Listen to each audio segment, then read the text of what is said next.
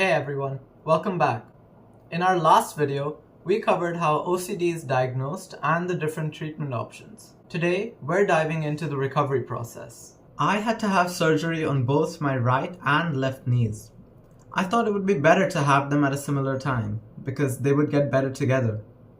This probably wasn't a good idea, as in order to navigate around the house and move from the wheelchair, I had to put pressure on my right knee when it wasn't ready for it, which led to swelling. The first physiotherapy session I had was 3 or 4 weeks after my first surgery. It consisted of only non-weight bearing exercises, as in exercises which put no pressure on the knee. It's important to start with non-weight bearing exercises.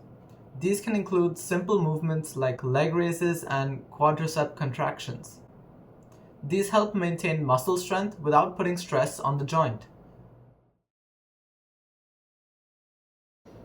2 or 3 weeks after this, I started using crutches to support my movements.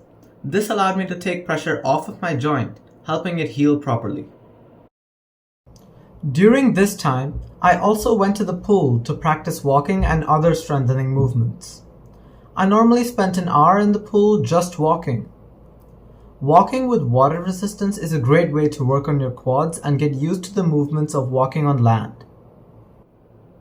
As your recovery progresses, you'll begin slowly putting weight back on your knee. Your physiotherapist will guide you on how much weight to apply and when to switch from crutches to walking. Around this stage, you can start using the cycling machine and cross trainer. These are a great way to regain strength in your leg muscles without putting stress on your knee joint. Cycling is an excellent option for rebuilding endurance and mobility without putting any strain on your knee. At this point, your physiotherapist will probably make you start going to the gym. As part of your gym routine, focus on strengthening exercises like lunges, squats, and leg presses to rebuild muscle and support your knee.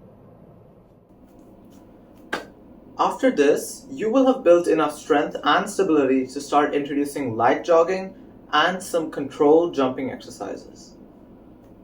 These will help improve your coordination and restore confidence in your knee. They're crucial to your recovery. By this stage, you should be ready to return to more intense activities like running and high-impact exercises. But always make sure that you're listening to your body and avoid anything that feels painful.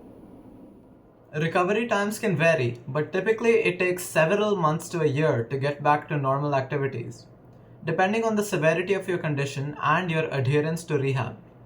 Rehabilitation is crucial. It not only helps in healing, but also ensures that you regain full function of your joint. Rehab can significantly reduce the chances of future issues and ensure you get back to doing the activities that you love. Now let's hear from Amanda, my physiotherapist at Rapid PhysioCare.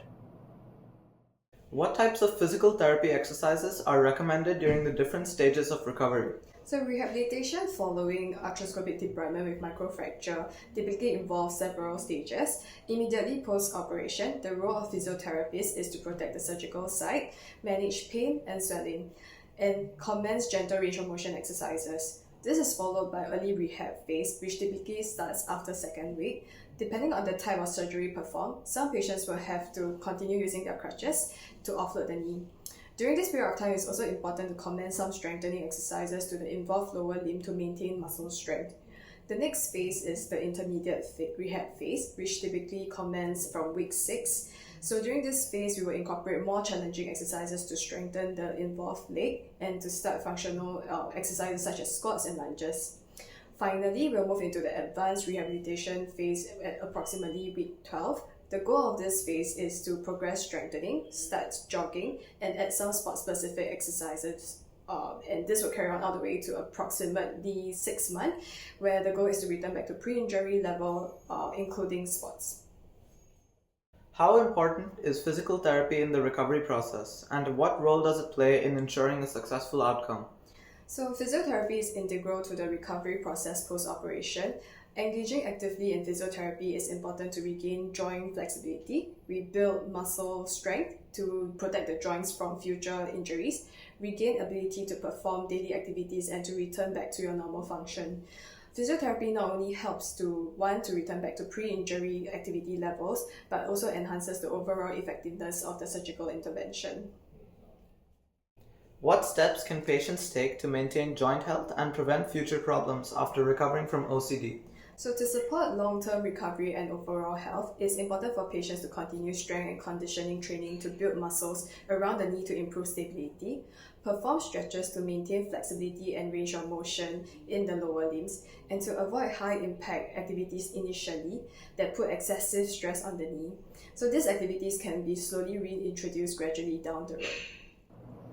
That's all for today. Thank you for tuning in. If you have any questions or want to share your own recovery tips, leave a comment down below. See you next time.